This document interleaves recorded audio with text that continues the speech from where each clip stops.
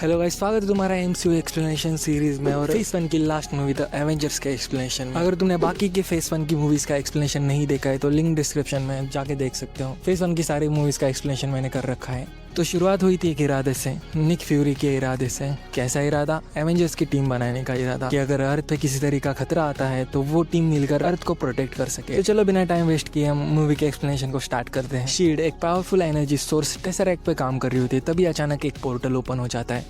उस पोर्टल के अंदर से लोकी बाहर आ जाता है। लोकी बाहर आते ही सारे लोगों के माइंड कंट्रोल करने लगता है, इंक्लूडिंग होकाई और डॉक्टर सिल्विन, जिसको तुमने मेरे थॉर के एक्सप्लेनेशन में देखा होगा। अगर नहीं देखा है तो लिंक डिस्क्रिप्शन में जाके देख सकते हो। अब लोकी वहाँ पे सबका माइंड कंट्रोल करता है और टेसरैक्ट लेकर वहाँ से भाग जाता है। तब निक फ्यूरी डिसाइड करता है कि एवेंजर्स को असेंबल करने का टाइम आ गया है। एवेंजर्स जिसमें टोनी स्टार्क का आयरन मैन, स्टीव रॉजर्स का कैप्टन अमेरिका, ब्रूस बैनर वाला हल्क और थॉर, ब्लैक विडो और होकाई होते हैं। और इन सब लोगों को मिला के एक टीम बनती है जिसका नाम होता है एवेंजर्स। लेकिन स्टार्टिंग में टीम के बीच में ट्रस्ट इशू होते हैं, ईगो क्लैश होते हैं। मतलब इन सारे लोगों का काम करने का तरीका थोड़ा अलग अलग था, जिस वजह से इन लोगों को टीम वर्क में काम करना बड़ा ही मुश्किल हो जाता है। बट इन सबके बीच लोकी का प्लान थोड़ा सा अलग था। लोकी इन लोगों को एहसास दिलाता है कि एवेंजर्स जीत रहे हैं। वो इंटेंशनली अपने आप को कैप्चर करवाता है एवेंजर्स से। लोकी खुद को कैप्चर करवाने के बाद एवेंजर्स के ट्रस्ट इशू का फायदा उठा के एवेंजर्स के बीच में कॉन्फ्लिक्ट क्रिएट करता है। और इन सब चीजें हो ही रही थी, उस बीच रिवील हो जाता है कि शील्ड टेसरैक्ट का यूज करके वेपन बना रहा था। और उसी बीच माइंड कंट्रोल होकाई हल्क के ऊपर हमला कर देता है और हल्क अपना कंट्रोल लूज कर देता है। ब्रूस अपना कंट्रोल लूज कर देता है और हल्क में ट्रांसफर हो जाता है। और हेलिकैरियर के अंदर सिचुएशन आउट ऑफ कंट्रोल हो जाती है और उसी बीच एजेंट कोल्सन की डेथ भी हो जाती है। एजेंट कोल्सन की डेथ के बाद एवेंजर्स को सिचुएशन की सीरियसनेस समझ आ जाती है और अपने ईगो को साइड में रखकर वापस यूनाइट हो जाते हैं। लोकी न्यूयॉर्क के बीचों बीच एक पोर्टल ओपन करता है। उस पोर्टल के अंदर से चित्तौरी आर्मी आने लगती है और वो आर्मी अर्थ पे अटैक करने लगती है। एवेंजर्स साथ मिलकर उस चित्तौरी आर्मी से फाइट करते हैं और टीम वर्क दिखाते हैं। बट चित्तौरी आर्मी एवेंजर्स पे भारी पड़ने लगती है, सिचुएशन आउट ऑफ कंट्रोल होने लगती है।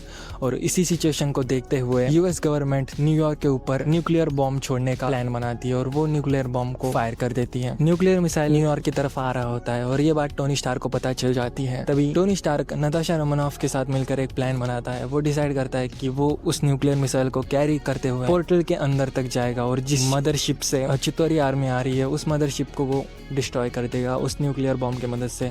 और जैसे ही टोनी स्टार्क उस पोर्टल के अंदर जाए, नताशा रोमानॉफ उस पोर्टल को बंद कर देगी। नताशा स्टार्टिंग में इस प्लान के लिए रेडी नहीं होती है क्योंकि ये एक तरीके का सैक्रिफाइस था टोनी स्टार्क का, लेकिन उनके पास कोई और रास्ता भी नहीं था उस मदरशिप को डिस्ट्रॉय करने के अलावा। इसलिए एंड में नताशा पोर्टल बंद करने के लिए हाँ कर देती है। टोनी उस मिसाइल को कैरी करते हुए उस पोर्टल के अंदर ले जाता है और उस मदरशिप को डिस्ट्रॉय कर देता है और नताशा रोमानॉफ उस पोर्टल को बंद करने लगती है। तभी पोर्टल बंद होने से एक सेकंड पहले टोनी उस पोर्टल को क्रॉस कर देता है और नीचे अर्थ पे गिरने लगता है। टोनी स्टार्क तेजी से अर्थ के ऊपर गिर रहा होता है, तभी उसे हल्क पकड़ लेता है और धीरे से अर्थ पे आके छोड़ देता है। यहाँ पे सबको लगता है कि टोनी स्टार्क मर गया है, लेकिन हल्क के गुस्से की वजह से टोनी स्टार्क को होश आ जाता है और एवेंजर्स जीत जाते हैं। सभी एवेंजर्स एंड में सेफ होते हैं, लोकी को कैप्चर कर लेते हैं और एंड में शोरमा खाते हुए मूवी एंड हो जाती है। लेकिन एंड में पोस्ट क्रेडिट सीन में हम असली मास्टरमाइंड को देखते हैं जिसके लिए लोकी काम कर रहा होता है और वो और कोई नहीं बल्कि थैनोस होता है और मूवी वहीं पे खत्म हो जाती है। लेकिन स्टोरी अभी खत्म नहीं हुई है, ये तो बस शुरुआत थी इन्फिनिटी सागा की। इसमें हमें पता चलेगा कि थैनोस कैसे बिग बैड बनेगा इन्फिनिटी सागा का, एवेंजर्स थैनोस को हरा पाएंगे और इन्फिनिटी स्टोन और बाकी सारी बकचोदी जो हम अगली वीडियो में देखेंगे। अब फेज 1 यहाँ पे एंड हो जाता है, लेकिन अभी मार्वल के बहुत सारे फेसेस पे बात करना बाकी है, जिसमें अगला फेज 2 के बारे में हम जल्दी बात करेंगे।